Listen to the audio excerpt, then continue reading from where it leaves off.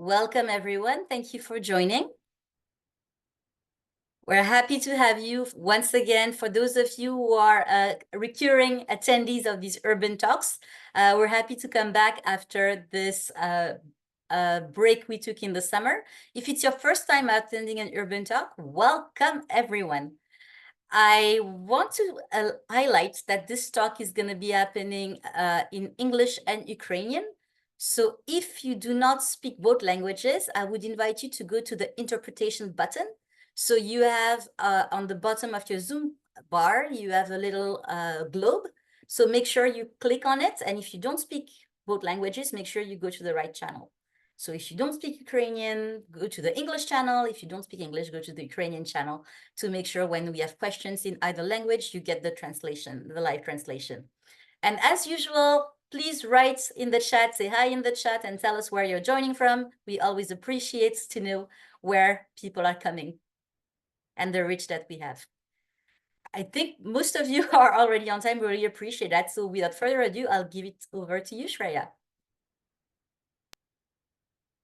Thank you, Dharani. Good afternoon, everyone. I hope that you found the globe icon right below your screen so that you're able to choose the language of your preference, Ukrainian or English. I'm Shreya Krishnan. I'm with the innovation team in UNDP, Europe and Central Asia.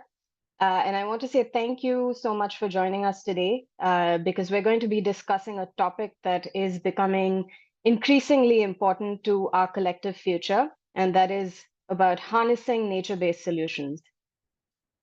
We know all too well today that cities are on the front lines of the climate crisis, and we are facing increasingly severe challenges like extreme weather, flooding, and drought. Now, over half of the global population lives in urban areas, which are particularly vulnerable because of their dense population and their built environments. And these often exacerbate the climate risks. And nature, as we'll explore today, is a very powerful ally we can use to address some of these challenges. So, when we say nature based solutions, what do we mean? These are actions that are designed to protect, to manage, and to restore the natural or the modified ecosystems to be able to address societal challenges while benefiting both people and the planet. So, from reducing flood risks to cooling urban areas, nature based solutions can make cities more resilient, healthier, and more livable. We know that some cities around the world are already reaping benefits from nature based solutions. So, in Copenhagen, for example, the city has created parks that double up as stormwater reservoirs, and they significantly reduce the risk of flooding during heavy rain. And similarly, New York City's Million Trees initiative has expanded green spaces that not only provide shade, but they also improve air quality and biodiversity. We know cities like Singapore have also integrated nature into urban design with vertical gardens and green roofs to improve aesthetics as well as their environmental performance. These examples give us an idea about the versatility of nature based solutions in addressing not just one, but multiple urban challenges at the same time. But while the benefits are very clear, there are some solutions that can lead to unintended consequences if they are not designed with careful consideration. So, for example, in some cities where there are urban roof gardens, they were created with the aim to reduce urban heat and improve air quality. However, the introduction of some invasive species disturbed the balance of the local ecosystem, causing more harm than good. Similarly, in the example of New York's High Line, which has been a stellar example of nature-based solutions, over time it has contributed to green gentrification, where the increased housing prices displaced the long-term residents and once again highlighted the need for careful and equitable planning. Some of the lessons from these examples and conscientious design towards social and ecological impacts are very valuable in ensuring that we prevent some of these unintended effects.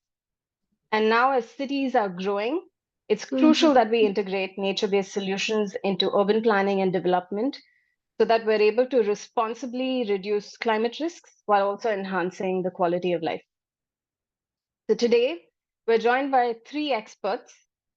First, our very own former colleague from UNDP and postdoctoral researcher, Dr. Oksana Udovic, who will be speaking to us about nature-based solutions and the path from theory to results. We also have with us biofuturist Richard James McCowan, who is the founder of a very interesting practice, Biomimicry Innovation Lab, and he will be speaking to us about how biomimicry has inspired innovative nature-based solutions in an urban setting. And we also have with us Dr. Stefan Nehaus, professor at Delft University of Technology and author of the recent publication Landscape Logic, and he will be speaking to us about nature-based solutions in the landscape context.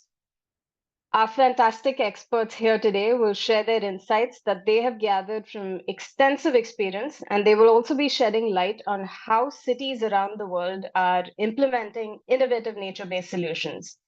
We have some time towards the end of this session for a panel discussion, as well as for question and answers from the audience. And so please do leave your questions on chat as they come up, and we'll try to address as many as we can in the last segment of the session. You'll also be able to unmute and ask your questions towards the end, so please keep your questions handy. Thank you all once again for joining us, and I hope this session will inspire you to consider how nature-based solutions can transform your city. Let me introduce again our first speaker today. It's Dr. Oksana Udovic. She is a postdoctoral researcher at Ingenio Universitat Politécnica de Valencia in Spain. Oksana's current research focuses on human-nature interactions, deep listening to people and nature, urban transformation, as well as recovery efforts in Ukraine and beyond. She holds a bachelor degree in natural sciences, a master's degree in sustainable development, and a PhD in environmental governance from Linköping and Sorreton universities in Sweden. Before rejoining academia, Oksana worked as the head of experimentation in UNDP Ukraine's Accelerator Lab. Thank you so much for joining us, Oksana, and over to you. Hi, everyone. I'm very happy to be back to UNDP meetings. It's a pleasure. Let me directly start sharing. Okay. So I've been asked to talk today about nature-based solution examples that we've been working before in UNDP in Kiev. So it's a little bit of a journey of reflection that I will share with you on experiments that we have done already on the city level in Kiev, and Bila Tserkva and Lviv. Now, after the war, I actually completely moved to Spain, and now I'm based in Valencia in the Ingenio Research Center, where I'm looking how to recover Ukrainian city, and I'm part of the Net Zero initiative, which is big European mission to make net zero cities actually climate neutral. And my idea is to, I'm working with Ukrainian city to make recovery and reconstruction net zero and climate neutral. Saying that, I do believe that it's more important not so much focus on climate neutrality and how to make city less negative. It's polluting less, or maybe compensation in CO2 emission. It's about making cities positive. Can we actually imagine cities functioning exactly like an ecosystem? Can we imagine the building that is filtering the air? So inside we're receiving the fresh O2 and returning back CO2 and capturing it to creating useful structures and material that are biodegradable, for example. Can we create the cities that are breathing the air without air conditioner, like a termite houses? So it's not about reimagining small nature-based solutions or climate neutrality or maybe polluting less. It's about imagining city that function exactly like a forest. And here I'm happy that biomimicry people will be talking after me, but this is my inspiration. Use the horrible time and this challenge to not just reconstruct better, but reconstruct and with regenerative economy and creating cities as a forest. But today, I will be talking about something that we done in the Accelerator Lab in Kiev. We started in 2019, and our idea was to see how we can solve lots of different problems in the city using nature-based solution. So the idea was to experiment, play, and learn. So at that moment, some nature-based solutions were appearing all worldwide, mostly coming from top-down planning. So let's say city decide to introduce a wetland to clean the water. So here it is, or maybe in the industrial settings. And we said, well, why don't we do a bottom-up and create ownership for the nature-based solution and ensure that nature-based solutions in the city are relevant to people and co-created with people. So creating a joy, not only solutions. So for that, we designed a tool called Community Safari. It's a game that we try to play with different communities. We try for 3 years in a row in different scales. And of course, it's been changing a lot.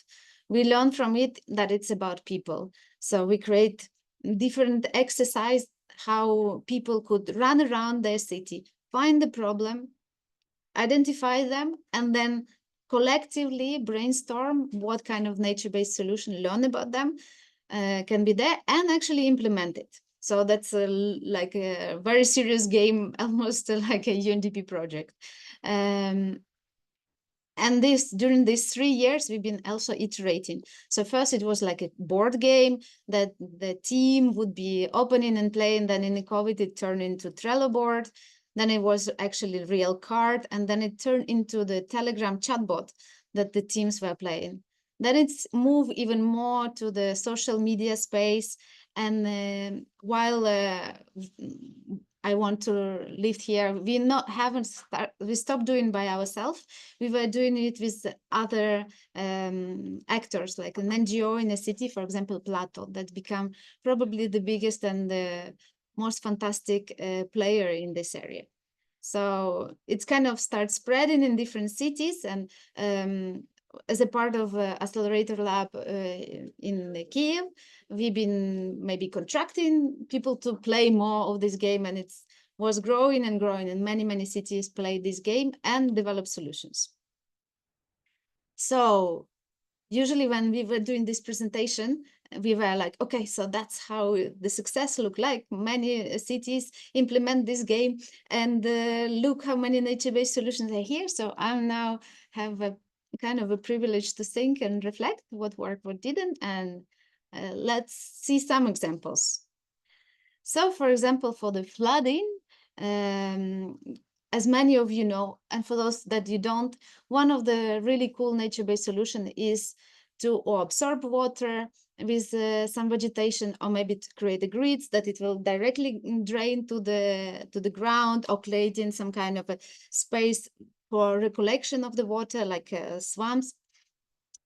So one of our partner, Plato, they have been doing this really cool rain garden where they implemented, but then after 3 days, the communal services came, they look at it and they say, what the hell is this? A lot of vegetation not controlled, so they cut it, all of it. So reality versus expectation. But then in the next year, we've been planning and doing it, and we already found a very clear owner of who would be safeguarding the rain garden. That was NGO Tarilka in Lviv. And they said, okay, we have this really abundant space next to our office, and it's very dangerous to go. So let's put lamps. And also we usually get flooded there, and it's all turned into big swamp. So that's the example where it actually worked and stay until now. Another, air pollution. So there's a number of nature-based solutions that can clean air. And what in our first iteration was a group of the girls that made prototype and made themselves moss model. It's a bench with the moss that they put in the really polluted area in Kiev under the bridge. and you would come here, sit here, and breathe fresh air of the moss. But after almost months of this moss model, there was this guy who they filmed that completely destroyed the moss model, and for no reason he didn't like it. So that's another story that's worth make us think about it. And then on the other side, a year later, one company get inspired by this few months existent projects of the team, and they make moss model benches around their office, and they referred this girls community, and it's still functioning, this bench, inspired by this innovation. Another story to think and reflect why it worked and why it didn't. So then the irrational consumption. Yes, nature-based solution can be good for waste, for example, composting waste. For that, we've been working with the big food market, and we decided a huge composter, wait, I'm jumping, huge composter for this food market. And there was a lot of people involved. We built it together with Bokashi, and was supposed to work really well. But at the end, people just start dropping the waste on the top of this composter. So it really didn't work. And reflection, maybe we should have been working really closely with the market much longer, explaining and understanding and involving more people to this. However, what worked, another experiment with the House Owners Association, where in Ukraine, you have these big blocks of flats where people live and they buy apartments, so they create House Owners Association, and they, when united, can retrofit the building or put a solar panel. And one of them, we experimented of making composter, and this composter worked really, really well. And one of the other examples, nature-based solutions are great on creating community. And I think here we completely have a success case. Collaboration with the Plato NGO that is really big in Lviv. All these experiments we've been running with them. And one of their big project was creating a community garden out of the completely abandoned space.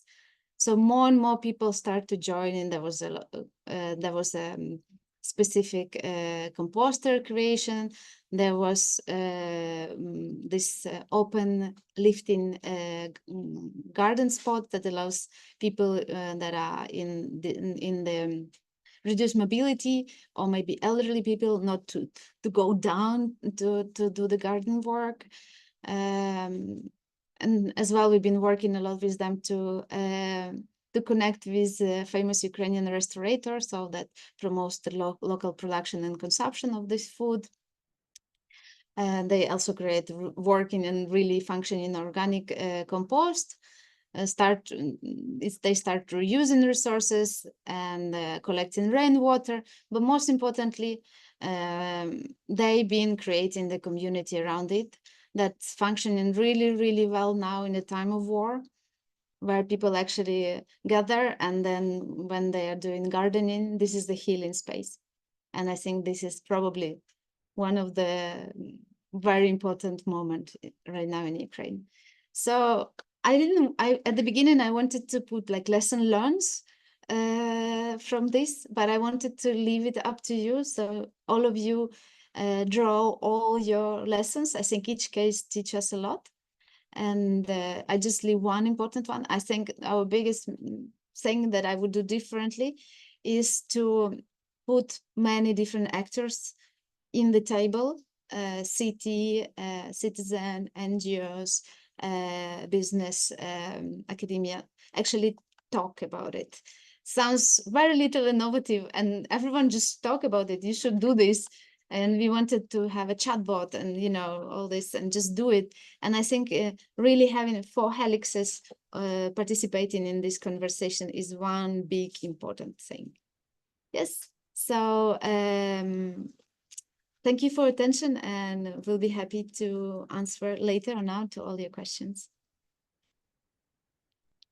I stop here. Thank you. Thank you so much, Oksana. That was a very interesting presentation. And more importantly, I think it was really great to hear about the lessons you've learned from your experience. I particularly like the idea that you mentioned of reimagining the city as a forest first and using that as a starting point. And also about the community engagement aspect that might be very important in these initiatives. So we'll come back to that question about community engagement in our panel discussion. But thank you again so much. We'll now move to the next part of our conversation. And I want to remind you to please leave any questions you might have for our speakers on chat so that we can address them towards the end. Our next speaker today is Richard James McCowan. He is the founder of Biomimicry Innovation Lab in the United Kingdom. Richard is an innovator who blends nature and technology for revolutionary design, engineering, and innovation. He has over 15 years of experience in real estate, urban design, and nature-inspired innovation, which inform his unique approach. Through Biomimicry Innovation Lab, he also advises clients seeking responsible, sustainable solutions by combining the aspects of finance, engineering, and nature-inspired expertise to deliver solutions that aim to exceed environmental targets. Thank you so much for joining us today, Richard, and over to you. Yeah, thank you. That was a really inspiring talk by Oksana, and starting with the community. I find that really great to see, and actually then see how you can join this up and get one community doing one thing, learning from the other, and then see how they can merge together. And that way you can actually build in actually the way that people actually are working together and actually keeping it running instead of this plunked down solution from a city without considering the long-term aspects of, you know, the social aspects and who's going to do it, who's going to fund it later on. So thank you. Right, let me just share my slides.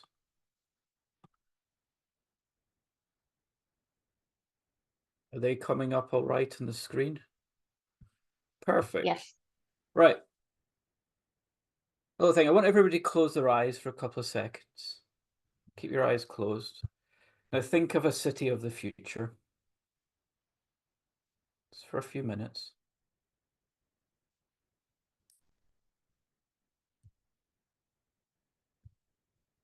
Okay, you can open them now. How many of you thought of a city like this? Quite a lot do. I do as well. I mean, this is kind of an imagination using kind of solar punk. And I use this in a lot of my workshops to start off by saying this is great. But I always turn around and say, okay, where do the trees come from? Where did they grow? Where do you get the water from? What is all the management things? Can we strip this back to more reality? Sometimes I start out with cyberpunk and thinking a dystopian future and start building up from there. But the idea is that using it as a starting point of vision of the future. I don't know why there's bubbles floating in the air, but I got this from somebody's AI download. So how do we look to nature to inspire sustainable cities? So we've already heard at the beginning, I'm sure I understand that, you know, talking about the urban challenges from more people living in cities, urban heat islands, you know, access to water. The Netherlands do this very, very well, and various other places around the world.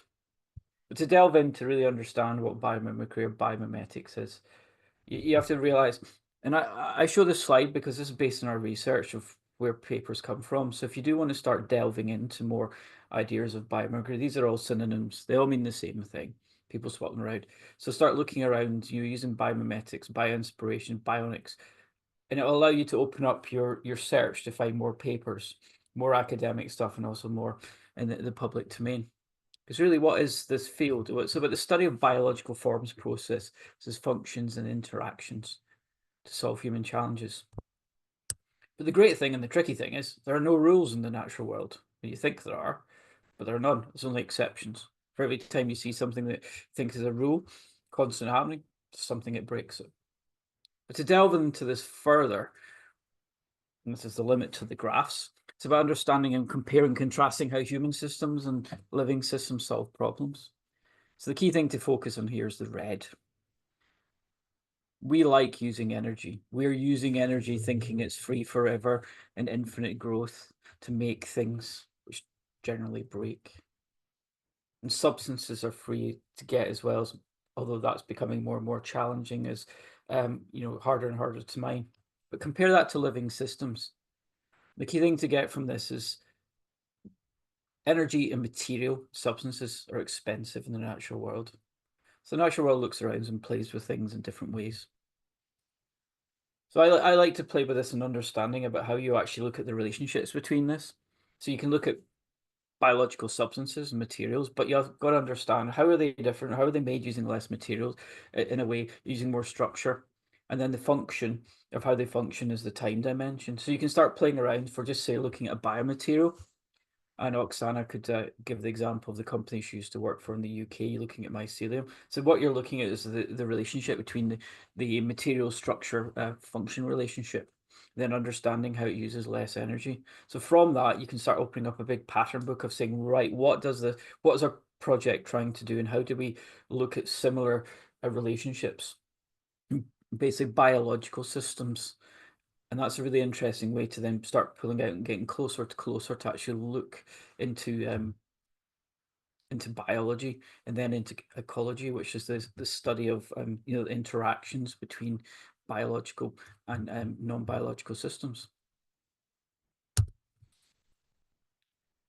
Now, one of the things that comes up a lot and you'll read about is very much accounting systems, from natural capital reporting or ecosystem services. Now, I've used these in the past in various projects in India and Africa, but I do find at times there are certain limitations. Where do you get your data from? Is it generic? Can it understand the changes on the ground? So although there can be useful as a kind of starting point, I do like really moving away from that, because you can find some either platforms to do this developed by academics. There's a great one called Aries, but it's so complex. I think you just need a PhD to understand what was done by the PhDs, or some are so specific, just looking at trees. But you can use this to then start thinking, right, let's move away from that. Let's look at how you can actually understand and move towards responsible, even regenerative systems. And this is where a field that I really like delving into, and this is not new. It's been pushed forward in the Western world since the 1960s. But you can look at going back 4,000 years in China and other cultures who have been very much working with the land, working and integrating, the food, energy, water nexus, building in the social aspects as well. And the great thing about this is it allows you to start understanding of integrating systems thinking, systems biology, systems ecology with community aspects. It can be done at top down. It can be done at bottom up. You can build this into other systems as well. And you're seeing a lot more things coming up, whether it's very, very small scale developments or up to large city scale, which we'll talk about in a minute. Now, we all know that there's a variety of challenges here, so I've decided to look at how can we pull out some of the solutions from the natural world and start exploring that. So this is where I live. This is a pub that floods all the time. The cellar's actually on the roof. And our city's actually built around flooding. We've got various green fingers running into the city where you're not allowed to build in, and they flood all the time. There's a lot of sports grounds as well which flood. Certain buildings are just built higher up to ensure that they don't actually flood at certain times of the year.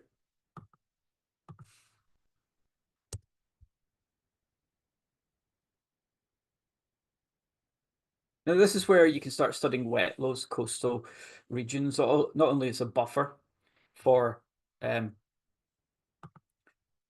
not only is it a buffer for actually storm surges, but you can understand how the processes are happening there. How is it filtering water out? How is it providing different the root structures to slow down water? How is it storing it as well? And this is very, very interesting to study, of actually looking into all the complex interactions between these.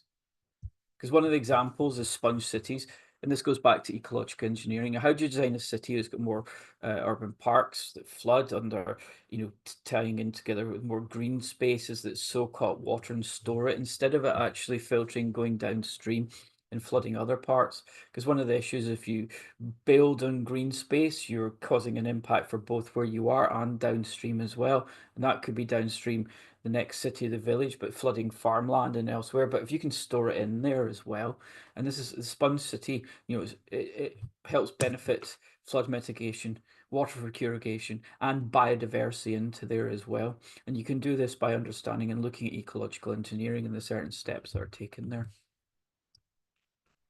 Now, urban heat lines, we're seeing more and more cases of we're reaching beyond the wet bulb temperature where we can't really survive in our cities, and cases of buildings that were created never thinking that they would get that heat hot. London's a great example where they never thought a building would actually reflect the sunlight as hot, and then it started melting cars. Great if you want to cook some food in your car, but not very good for people living there.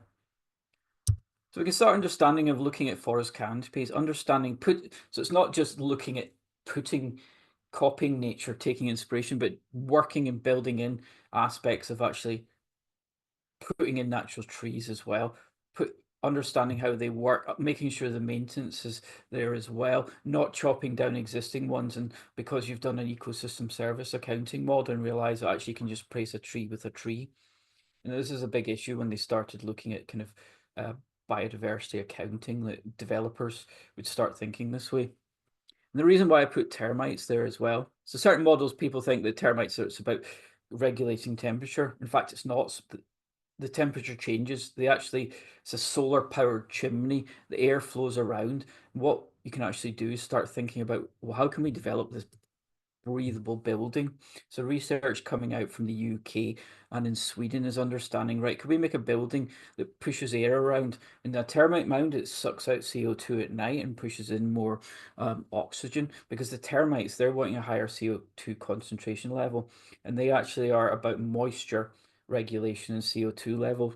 So they continuously build and adapt. So you could actually start thinking about making this breathable building, this living building that changes and adapts over time based on conditions.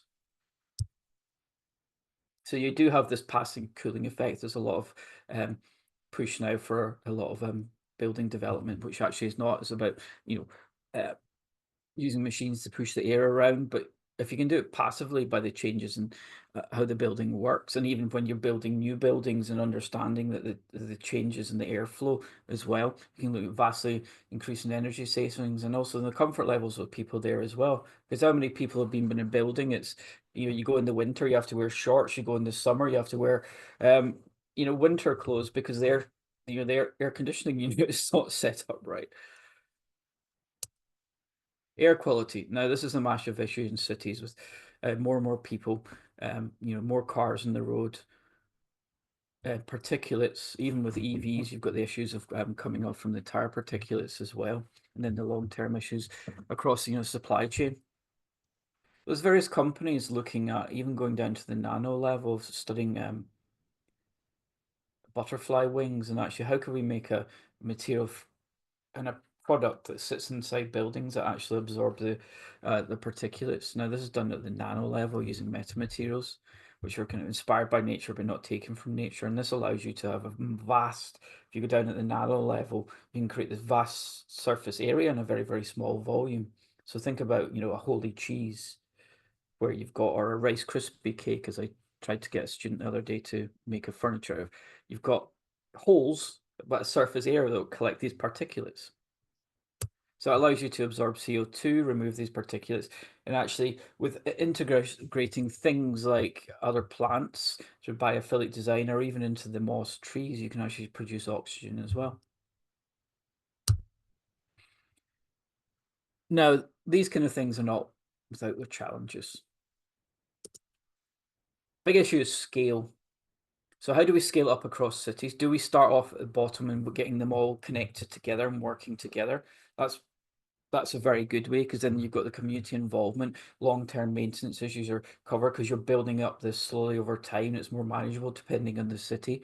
Do you look at creating pilot projects in certain cities where you could have various areas as a kind of a urban neighborhood test case, and then using that as best practice? Because the key thing there is about learning from those local conditions, what works with the environment, what works with the ecology, what works with the people as well, and the funding mechanisms. It's not just a case of top down, let's plunk something in that we've taken from elsewhere. for those based in the warmer climates of in Asia. I'm sure you've seen a lot of stuff that's been great. Why have these architects copied something exactly from a more temperate climate in Northern Europe? And it should be the other way around. We should be learning from the Middle East. We should be learning from Central Asia, where actually things are warmer, and actually those conditions are going to be like more places in the world. So it should flipping it around and learning the other way. But the scaling issues is definitely, even getting it out of universities, because a lot of the pilot testing, how do you get them to scale up? How do you commercialize it? And I won't bore you by going into intellectual property, but it is a big headache if you're out with the US. A lot of these things scare people. I was speaking to a number of years ago to the head of landscape architecture at Arup, and because it's mainly an engineering firm, the engineers, street traffic planners, they don't get trees. They freak out because the trees don't go where they want them to. The roots don't go where they want them. They just grow. So it's about getting people understanding the multiple benefits of putting in nature-based solutions and biomimetic solutions at the same time, and seeing how they integrate, and looking at collaboration factors a different way, because it's understanding the long-term benefits. An ecological time frame for something, for an area to grow can be a long time, can be 10 years, could be 20 years. So I do chuckle when I see people talking about, oh, we've created a regenerative city, or okay, how and when is it going to be regenerative? You got to continually monitor it. You got to continually adapt it and change as the weather patterns or certain plants grow or don't grow. For those of you who do gardening, you know that you can't just go and drop things in. If you move to a new house, what you go and look what the neighbors are growing, because there you'll learn about what works and what doesn't work. How many people have seen a green wall that looks great when it's first created, but then it's dead, or the companies need to come back and constantly put the plants in. That goes back to the right at the beginning and said, where are the plants growing? Who's doing that work? How environmentally friendly is it to continuously turn over plants all the time, when you could actually start taking a more strategic understanding how the planting works and how they integrate as well? Because looking at an ecosystem outside a city or in the city fringes is great, but the conditions are different in the city because there's not as wide space. There's the issues with traffic and pollution, people destroying it, walking across it as well. So it's understanding and working with the whole team in the built environment and putting them all together. Because this really means about looking at resilience. How do we develop things for basically climate mitigation? Do we complete battle against it, or do we work with it? Do we look at adaptation as well? Well, we need to do both.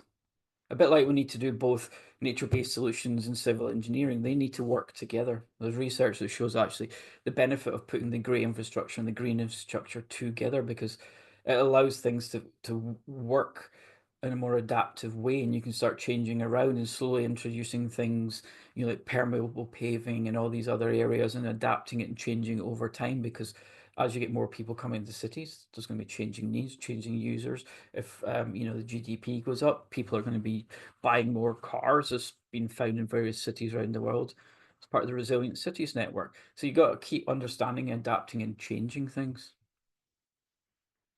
So what is the future? Now, I like looking at the future because it's interesting to see what's being developed in an early stage research. And this is why right at the beginning I told you to look into various synonyms for biomimetics, and seeing, but then also taking a long-term view of thinking, how do you live? How will people live in the 50 years time? I did one where they talked few weeks ago, where we talked about, will people be bald then, which is kind of an awkward one because I don't mind being bald anymore, but that's not the point. So how can we start looking into things like integrated systems by studying the food webs? So it's not just the food chain, understanding how parasites, the value of parasites, what eats what, the flow. So this has been done by looking for factories and various other systems, by looking at actually the energy, material, and information flows. So can you start tapping into these for manufacturing outputs? Because it's very, very tricky to change the manufacturing itself. So start looking at this bigger system. Can we start understanding swarms and systems for dynamic city transport networks and logistics to make sure things are moving around the city more effectively? Because that will also have any benefits for the nature-based solutions by reduction in pollution because not everything will be able to get captured. So even the future of like a living architecture, and this kind of really comes from studying termites. Can we make a building that's built and there's drones crawling across it, changing the outside facade day to day, month to month, season to season, new buildings, so you constantly have that same airflow and you're not creating these wind effects where, you know, some buildings are built a meter wrong place. And it allow you to then start building, integrating the living side with plants, but also the maybe non-mechanical low energy systems as well. Even buildings that start growing themselves and adapt to the changing conditions. And it doesn't need to be looking at the bigger, because we can go down to look at bacteria. So, you know, you could study bacteria and self-building. You know, the Egyptians did that, the Romans and the Greeks. By understanding how we can create more self-healing materials that can be used. And there's a great report done by the Royal Society called Animate Materials about looking at not just the materials itself, but the material ecosystem around this, and developing materials for the building blocks, whether it's mycelium-based construction materials and these kind of things, which do have other challenges because it's getting regulatory approval. And you've got, you know, the built environment industry is very, very, I'd say it's stuck in the 19th century, many of the things. So you're having to then battle against these barriers. Right, to conclude, or just to start, nature-based solutions and biomimetics is a really good way to start looking at the catalyst for transformation. But don't just do that. Start looking at design by analogy, by looking across other industries as well. You never know what you may find in medical application, textiles that can be used in your building. I mentioned throughout the talk about systems, but also collaboration as well, as building up interdisciplinary collaboration, bringing in the people that have got the skills. You know, I'm sure a lot of you have been in meetings where the ecologist is basically shunted to one side and they're the last thing that they want to do, understanding the protection of various animals and that, but they should be a key to be part of this as well. It is tricky because you have to find the right people who've got, you know, the specialists and the generalists who understand both the city systems and the biology and ecology.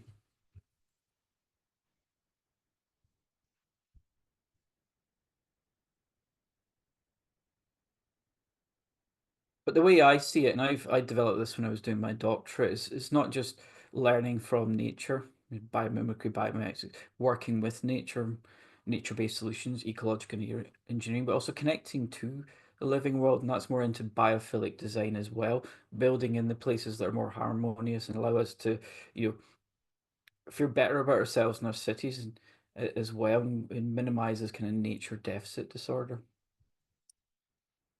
So I'd just like to say thank you very much. Gracias, obrigado.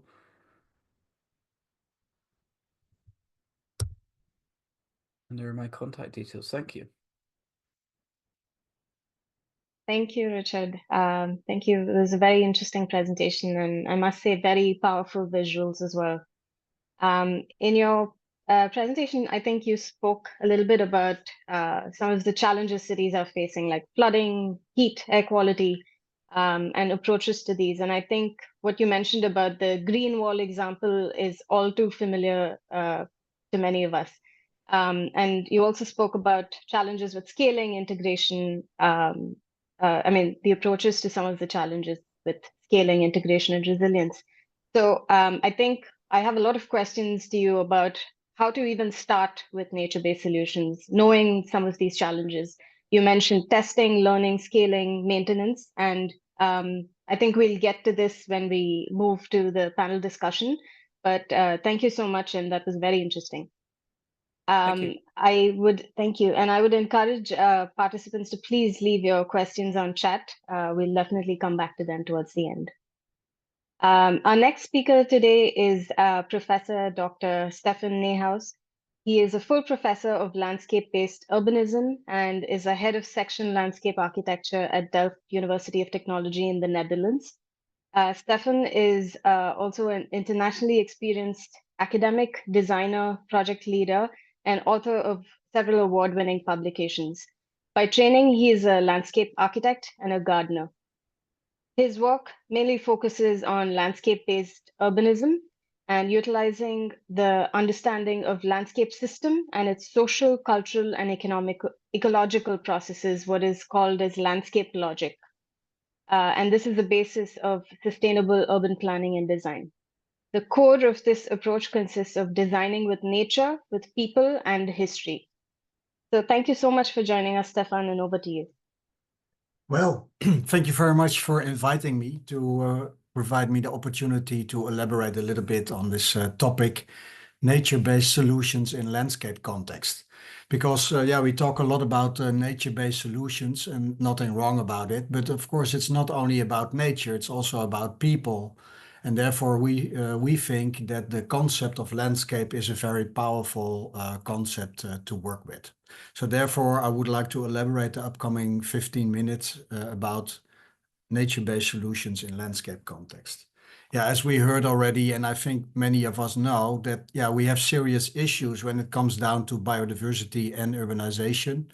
As you mentioned in your introduction, Sharia, in the beginning, in 2050, almost 70% of the world population will live in urban areas. And yeah, the challenge related to it is, of course, not only making nice living environments for these people, but also the urban footprint will grow faster than the urban population. So up to factor 3.7. And yeah, you can imagine that this always goes at cost of vulnerable ecosystems where we depend on for fresh water supply, food supply, biodiversity, etc., etc.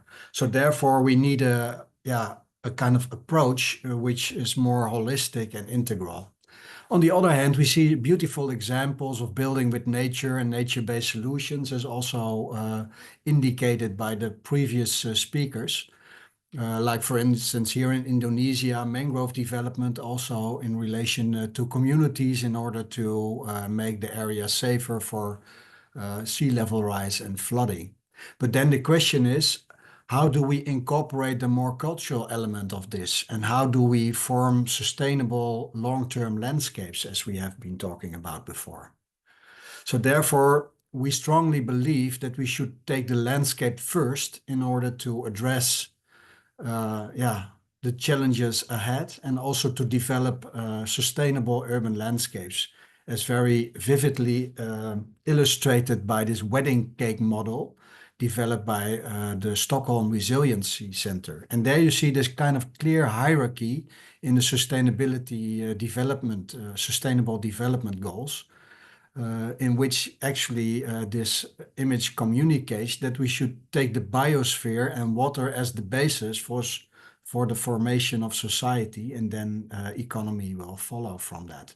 And usually nowadays it's the other way around. We take economy as the basis in order to form our society, and then also to, in a way, see what happens with the biosphere and the water. And actually, this is a strong plea to turn this around and to take nature and landscape first. And in order to do so, it's not only important to understand actually what this landscape is about, it's also about providing a kind of future perspective. So it's about combining design and research. It is not only about ecology, it's also about social-cultural elements. So it's a social, ecological, inclusive approach. It's also not about only achieving short-term ambitions by the projects we often see, which in itself are can be very successful, but maybe do not contribute to the long-term perspective. So therefore, we also need an approach which combines the idea of a long-term perspective and then to reason backwards to see what we can start doing tomorrow. Also, as mentioned before, it requires this kind of multi-scale thinking. So it's not only about the locality, it's also about the region and how these worlds interact. And it also requires this transdisciplinary approach where not only different disciplines collaborate, but also different stakeholders and engage in a kind of co-creative process. Because from a policy point of view, we see often that there are kind of participatory processes, but in the end, usually they are used in order to persuade the people on the table to already embrace an idea and to make it happen. But when you have truly a co-creative process, it means that the solution or the idea will emerge from the process of discussing together. So these are a little bit of the elements we need in order to facilitate this landscape approach. But yeah, nowadays we see a lot of problems with that regard, because we see silos, sectoral silos, we see disciplinary silos, and also the money is allocated according to the silos. We often see that it is or focused on the regional scale or focused on the local scale, etc., etc. So therefore, we need a more integral and holistic approach. So when I talk about landscape, it's not only about nature, it's actually the result of humans interacting with their natural environment. So there's also this strong cultural component. And as we know from many researchers, is that the landscape inherit many values, not only expressed in terms of ecosystem services, but also in terms of emotion. So many of us have fond memories of certain happenings in our life, which is connected to landscape. So landscape is representing also many values. Landscape is also an expression of the regional geodiversity. And in a way, landscape also has a kind of certain logic, which is related, for instance, to the relief, to the water system, to the climate, to the ecosystems connected to it. And then the question is, do we take advantage of this logic and do we work with this logic? Because often we see, for instance, in nature-based solutions that we plant trees, which in itself is, of course, nothing wrong with that. But then we choose sometimes trees which are highly cultivated and maybe not so much connected to the context where we are working in. So then the question is it really a sustainable solution? So therefore, we need to look into the logic of the land where this regional geodiversity is an important base on. Also, what's very important to understand is that landscapes are living systems, so they change over time. But in the core, it's like a palimpsest. It's like a kind of layered entity which changes over time.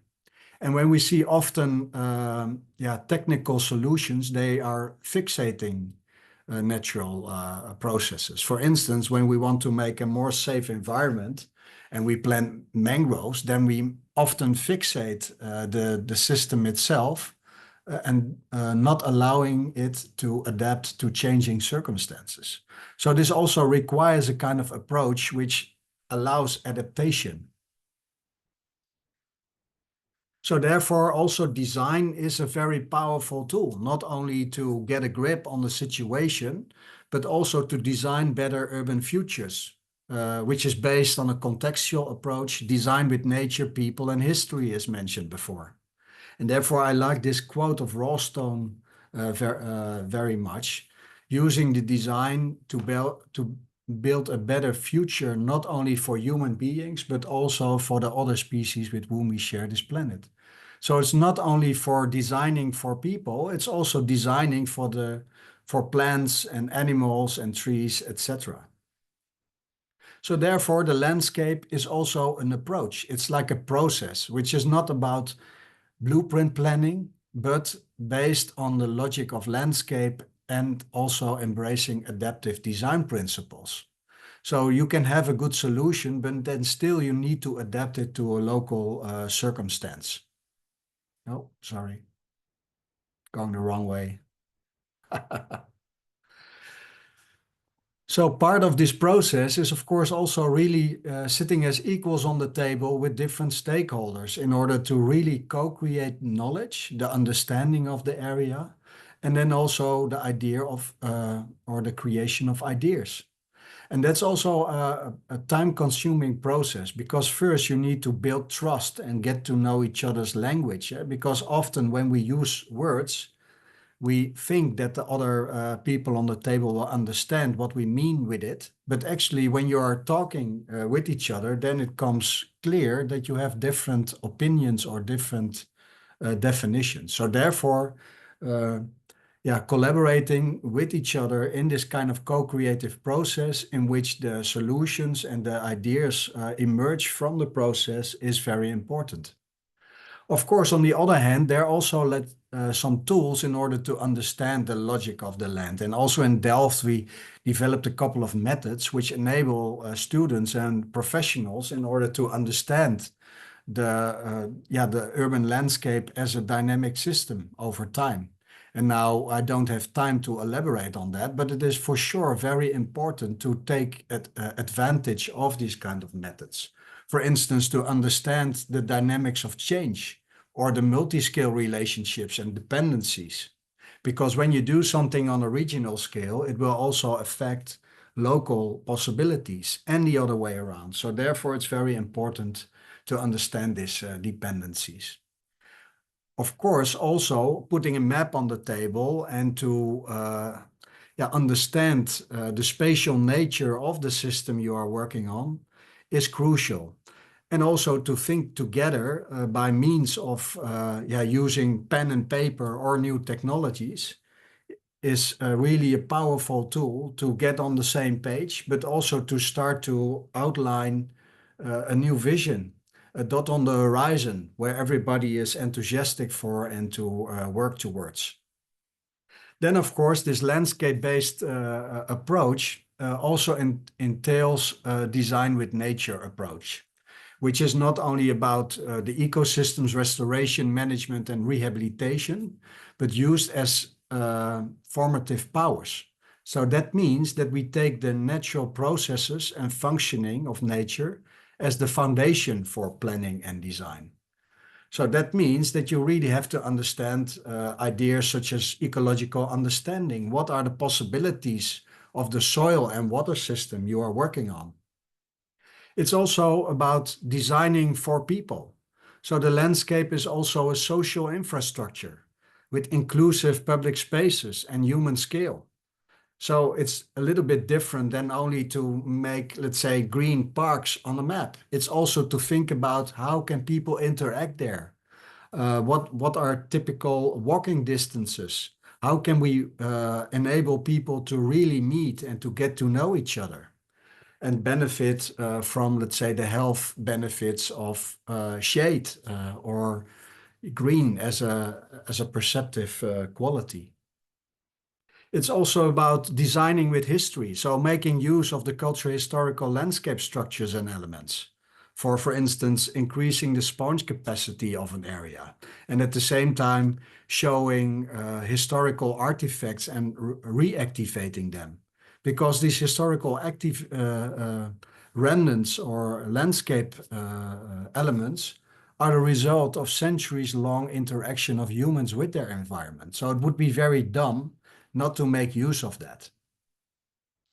And of course, it's also about learning from vernacular practices and making use of indigenous and traditional ecological knowledge.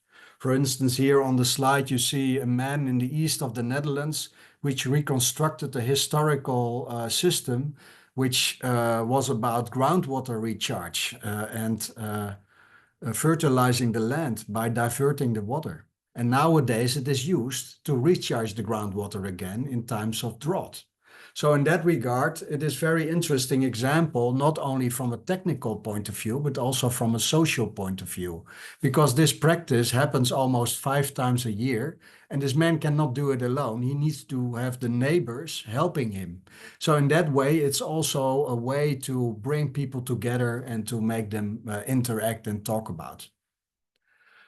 Yeah, of course, this kind of approaches result also in real-time projects. And here I just want to show 2 examples from the Netherlands. So here you see a new neighborhood which is based on how the landscape actually functions. So it is not that the urban the houses were built and then the trees were planted. No, in this case, the nature reserve was the basis of this new urban environment, where also was close attention to different social layers. So it's not only for the happy few, it's also for the lower income classes. And people really take care of their environment. And also here, also on the level of the public spaces. So in this example, a going through street was transformed into a rain garden, which also mimicked the valley as it was before. And also the planting is representing the natural vegetation. And at the same time, it really functions as a social infrastructure and a very interesting public space. So in short, when we talk about nature-based solutions in landscape context, we talk about use of the landscape logic, understanding the landscape structure and systemic relationship throughout the scales. It's about designing with nature, people, and history, employing adaptive design principles. It's also about joint learning and developing solutions where owners, authorities, and knowledge institutions collaborate. And it also entails an action perspective, where strategic projects and experimenting with new earning models are really at the base. So thank you very much. And if you want to read more, then you can look up these articles. Thank you very much. Yeah. Thank you, Stefan. Thank you so much for that. I think one thing that you mentioned stayed with me, and it's that the urban footprint will get bigger than the urban population, which is an interesting way to also think about it. And I think some of the things you mentioned, like taking advantage of the logic of the land, using adaptive design, stakeholder and community engagement, and experimentation and learning, are all practices that we hope will make this easier to adopt. But we will come back to some of these aspects also in the next part, which is in the panel discussion. And we will move right to this. I just want to also remind our participants that if you do still have questions, please do leave them on chat.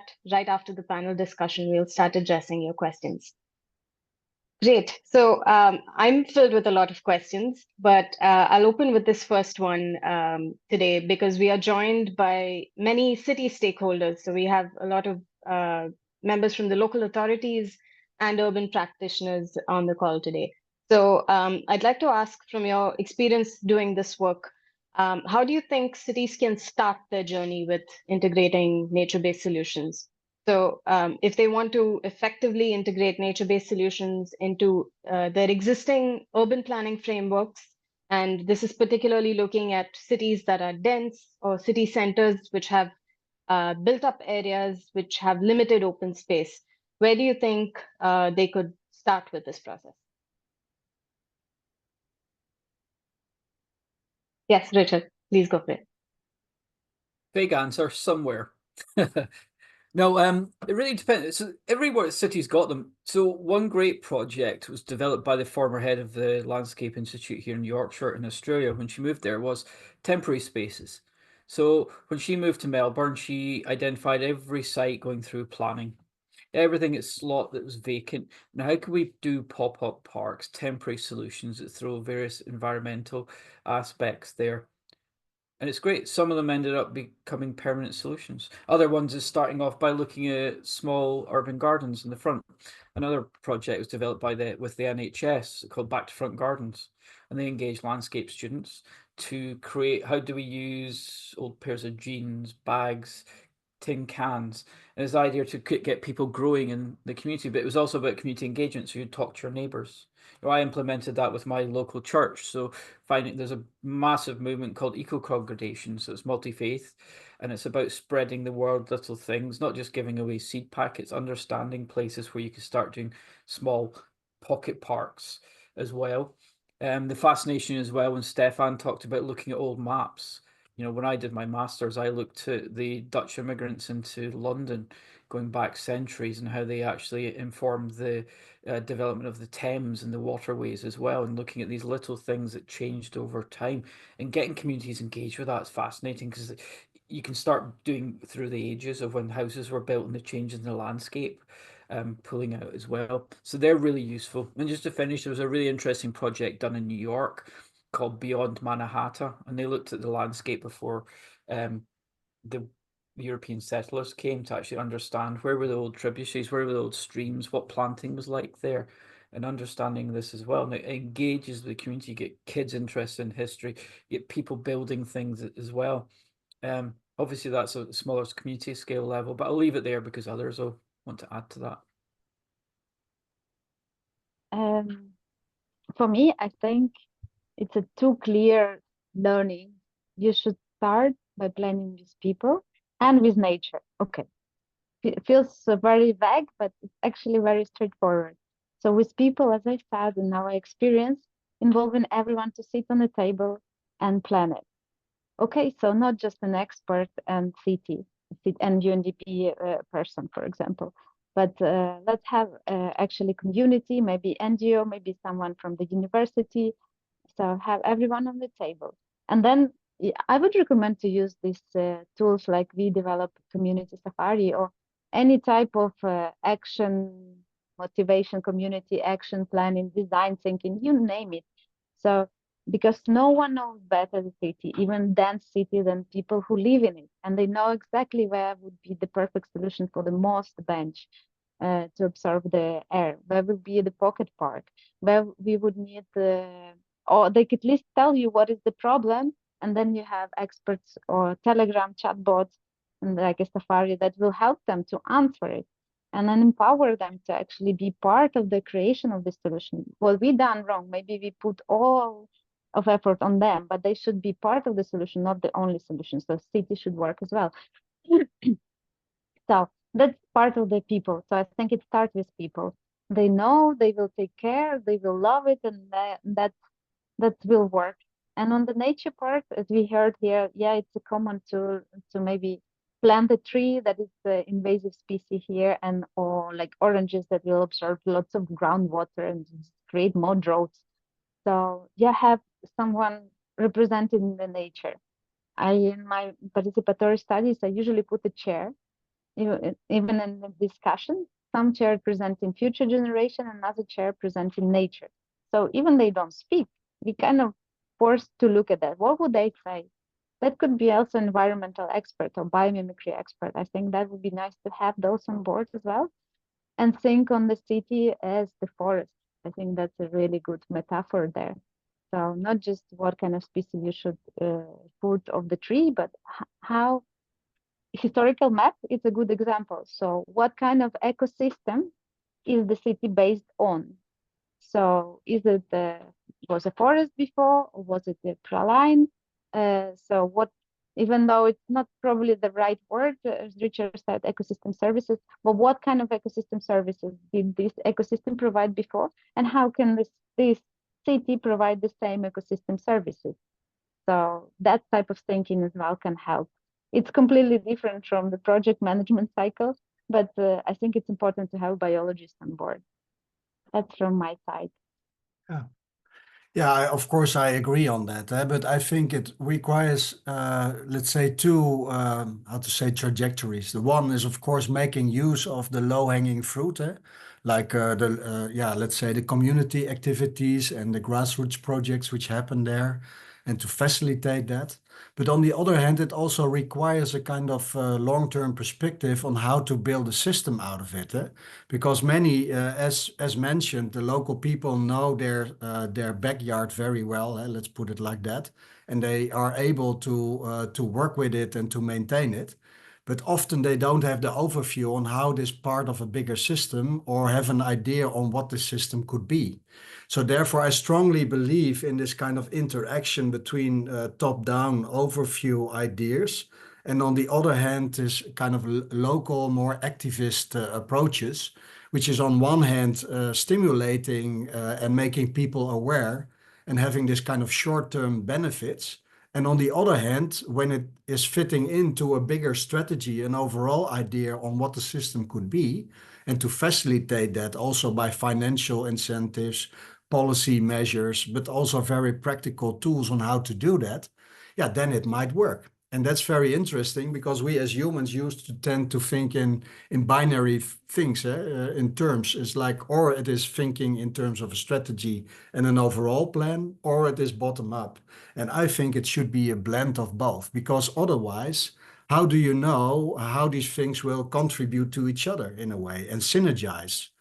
And therefore, and I think that's also a very important responsibility of the city planners, that they have an idea about what the system can be from, of course, a nature point of view with all benefits as expressed by the social or let's say the ecosystem services. But it requires both. Thank you so much. I think it's interesting how your responses are reinforcing each other. And also, I think big highlight here is to take a both and approach instead of an either or approach.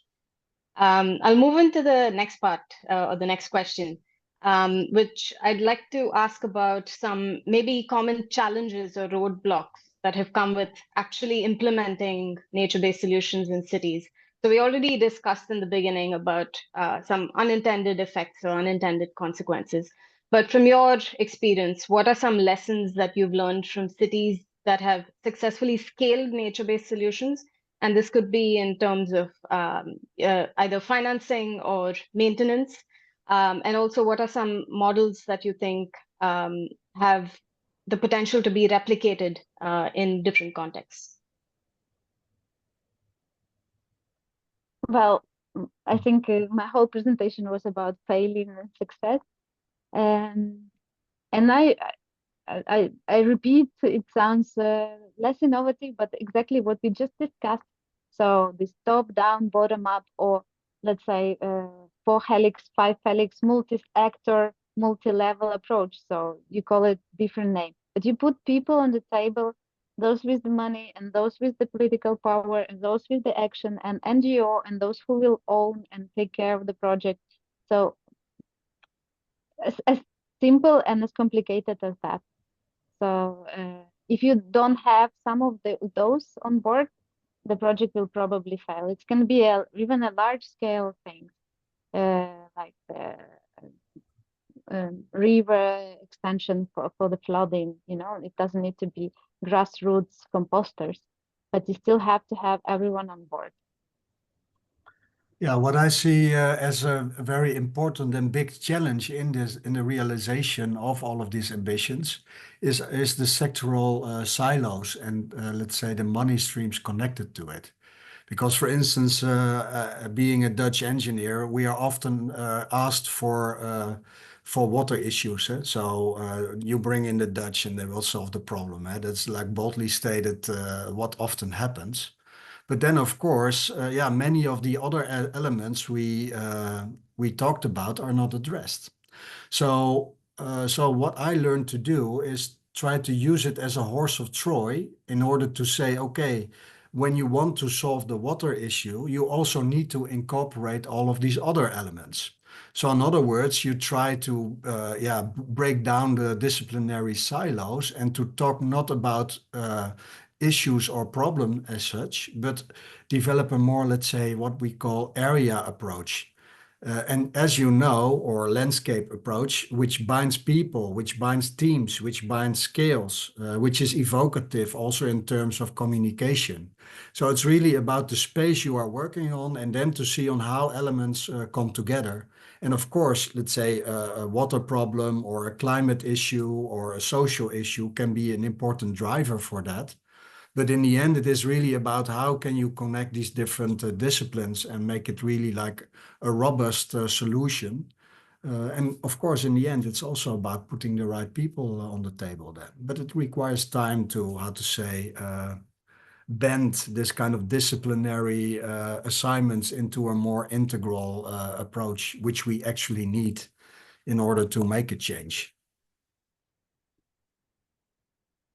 Yeah, I agree. And one of the things that I try and do with case studies is don't show any photographs, because I'm sure Stefan will find this when the High Line was first completed in New York and the amount of students just wanting to replicate it without the context. Yeah, I remember that from teaching as well. And it's just, oh, let's plunk you know, a linear park without understanding what it was as a community of development. It connected parts together, increased land values. You had like high level park planting, arts and community built in there as well. And if you can break down the case studies, then you can see how that fits into your local conditions as well, because you may not have the same factors in place. Some cities have to start small. In the UK, we like looking at the Dutch, but understanding the Dutch planning system is completely different to ours. Because at the moment, you've got to really consider, when you put these things together, you're aiming the project, the accountants and the engineers, one's pays for it, another one builds it. but how can we move that and shift that further forward? So looking at little city examples, London are doing a lot with having forests. They're wanting to be a forest city, so they've got forest rangers. They've got citizen science. They're tracking the green roofs. You know, you can start doing projects. I get people using the iNaturalist app to track wildlife in my garden or any other project, so you can actually see changes over time. So it's tricky that you do get this top down as kind of plug and play, right? I want one of them, you know, because you end up playing the song by the Backstreet Boys, and when you're a difficult client, I want it that way. It doesn't work like that. So yeah, I think the little things is who's got a real good framework. So the Danish had it, the Dutch have got it, so they don't change it over time, and how you can actually follow that and seeing the mistakes. You know, one of the key things everybody talks about in the kind of urban design realm of Jan Gale architects, but what they've not realized is all the mistakes they made to get this up and running. So look at how they didn't work as well, because they can be just as useful, because it could be various aspects of, you know, when I talked about green walls, why didn't they work? Because they didn't get the right planting. You know, all these considerations as well. And it's about understanding all the little things working together. And I put in the chat there, when we were looking at a project in South Africa, looking at the informal settlements, it's about really understanding this missing middle. Where do people communicate together? So you don't get this top-down dictation, and you don't get the kind of the community activists, or NIMBYs as we call them in the UK, not in my backyard, battling against each other, so they're all happy and they understand it and have a say in the process. And one of the things that I do tend to do when I go into a new project, I say I don't know anything. I'm there to facilitate and bring in things that could work by learning from the people on the ground, because you know, you don't just want to have this helicopter consultant coming in, flying in, doing something and flying out, and it all collapses within 6 months. Thank No, you. but I strongly believe that it is a kind of complement. So you also, as an expert, you also have a responsibility to bring in.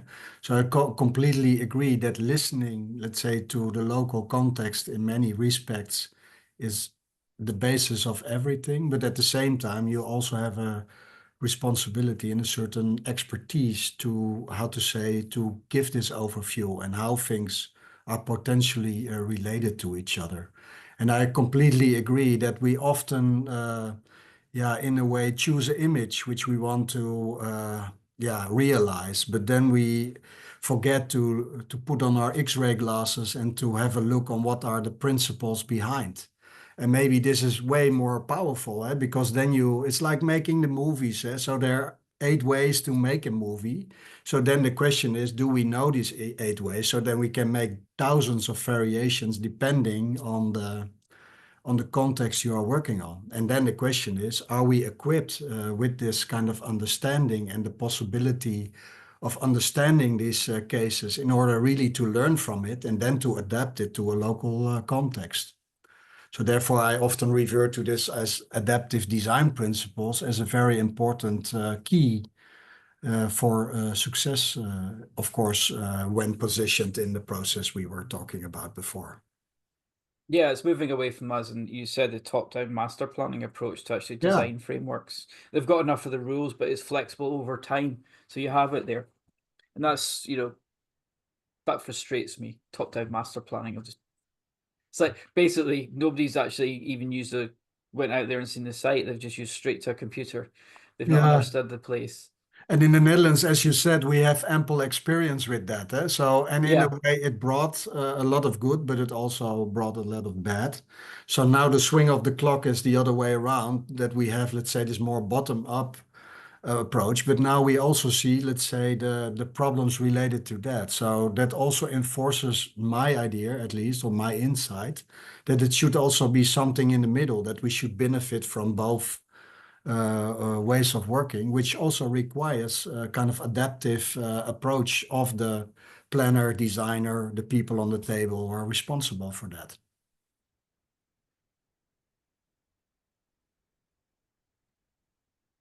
Thank you. Thank you so much for your responses and this interactive discussion. We now have about 10 minutes left, so we'll move, although I have a lot of questions, we will still move to the audience Q&A to leave time for that. I know that Bertrand had a question on chat. He said, one challenge with promoting nature-based solutions in cities is that they require new, regular, and recurring charges for city finances. This acts as a deterrent for cities with limited finance. Do we have solid data which can show that overall investment and maintenance can be more cost effective, in particular for LDCs where cities will grow at the highest rate in the next decade? Richard, I know you did respond to this question, but would you like to just elaborate a little bit more? Yeah, so in the chat, I started talking about looking at different funding models. So we've been exploring looking at, can you create a local currency that effectively pays for environmental benefits? So you're paying, but you also get the money back. You're seeing the investment positivity of, your investment plants local street trees, the other nature-based solutions, because you could then have the decrease in risk factor as well. It's also speaking to the insurance companies, because they're not wanting their properties that they're insuring or the ones they invest in to have damages. It's more expensive that way. This is something we looked at in Madagascar around community involvement as well. So yeah, it is going to take a bit of a change to get them understanding the risk factors. But I do think, and from speaking to a lot of people, when you start looking at that, you do need to bring in the developers and the financiers and the insurance companies, because they're all part of the equation. They need to know about this and how they change this as well. And that's where you're going to start seeing these models approaching as well. And the city's benefiting by creating these places for reduction in crime, for example.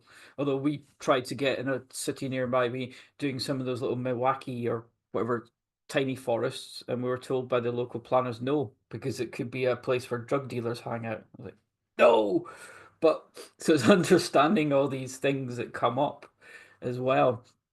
And then the quirks of each planning system is some local councillors, depending on the city, may want or not want certain things. I've had developments where we're putting in a nice urban square and it didn't happen because one of the local councillors got the haircut in this horrible building once a month. Like, why? So yeah, and that's where it's looking at the local areas. Funding streams and maybe stuff that's happening elsewhere in the world that be able to look at. That's why when I discuss looking at China, great, but the communist capitalist model is completely different.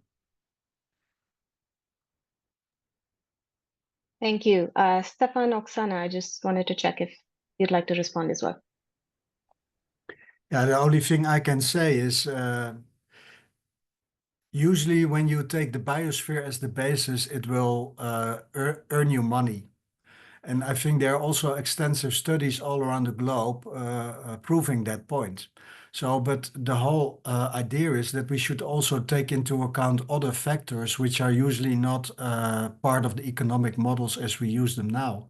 So usually they are only focused on the hard factors, which are easy to measure in that regard. But of course, when you talk about nature and landscape in general, there are also a lot of, let's say, soft elements which are not taken into account usually.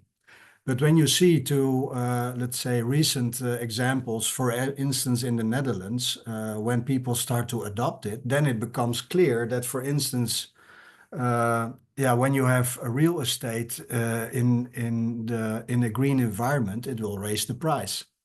So so this kind of simple logics are in there. And of course, now also big steps have been taken in, for instance, the effect on healthcare systems, etc. So we see steps in that direction, but it is not fully embraced yet. Thank you so much. And I just want to check, Bertrand, if you have any follow-up question or you'd like to respond, please feel free to unmute yourself. Or if not, then yes, I'll move towards the next question. Sorry, okay, I was I'll move. typing something in the chat. 'Cause one No of the worries. negative impacts if you put in more nature-based solutions around development, especially lower income neighborhoods generally are more tightly packed, and there's a lot of research showing that there's less urban green infrastructure. What happens if you then build in more green infrastructure? That will make it more desirable for people to move there. So then what you could find is that you're ending up having this gentrification where the people living there may get pushed out if they're renting, and higher income people moving in. So there's that negative impact there as well. So how can you stop these kind of things happening? Sorry to put a spoiler, but Yeah, but I must say there are also some interesting examples. So you mentioned the High Line, and you're completely right. And also in other yeah. cities, you will find examples alike. But there are nowadays also examples where, for instance, one of the projects I showed, this is really like a fancy neighborhood, and I was a little bit preoccupied, and I thought, okay, it's for the happy few, eh? And then I was walking there with my wife just to experience the environment. And then the first guy we met was also the most rich guy of the area. So it, in a way, underlined my expectation. But then we walked a little bit further, and then we come across an old lady, and we didn't expect her there. And then she said, yeah, there's also a lot of social program here, which is like part of the deal. Part of the area development, as I was mentioned before. And then I went into it, and then you see that a big part of the project development was based on the social program. So in a way, there are, let's say, some business models there which really benefit from this green environment, and at the same time enabling the financing of this kind of projects, and also to, how to say, serve the lower income groups. So in a way, there are some interesting examples to learn from, not to copy as such, but maybe to learn the principles from in order to make it happen. Yeah, it's like the I just want boundary layer, the to, ecotone between different neighborhoods, and that's where different communities mix and working that way. Yeah. Yeah, but in this case, Fuzzy boundary. it was Yeah. a mixed, it is a mixed neighborhood. So it is not okay, we have a kind of subtle boundary there, and on this side of the street, there we have the social program, and there we have the luxury villas, to put it like that. No, it is really mixed. Also, the social houses or complexes are designed in such a way that they also have the same quality in terms of material, in terms of architecture, in terms of blending in with their environment. So in that case, there are some business cases where project developers really benefit from it. I just wanted to add that indeed, in most of the cases of nature-based solution introduced, you have the gentrification. But I think um, exactly what you suggest in the examples of new way of business modeling, but also it's a matter of development that we choose. And I hope in the post-growth and degrowth discussion, you will talk about this. So far, everything was like this nature-based solution business is left to the free market economy in a way, right? So you make this area a little bit greener, and then those who has more money has a right to be there. So there's a space for the policy and a space for regulating this kind of, especially housing, especially urban development. So in Valencia, for example, where I am, there's a very important point on where to bring nature-based solution and how to ensure that the houses and people who will benefit from nature-based solutions not going to change. So if we bring in nature-based solution for marginal areas, so we as a city also create insurance that the people who live there will stay there. There's a lot of discussion going on the just transformation, not just the green transformation. So together, and this whole development logics that it's not only market who drives everything, I think we could arrive there. Yeah, it's interesting that you mentioned that, but also in the Dutch case, the government has a very important role to play. For instance, this neighborhood I was referring to, the policy requirements required the project developments also to include social program.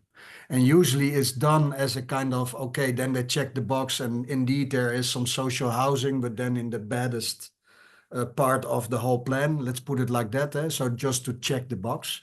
But in some cases, also in this case, let's say the social partners were equals on the table, and they became part of the whole process, so that it was really kind of mixed.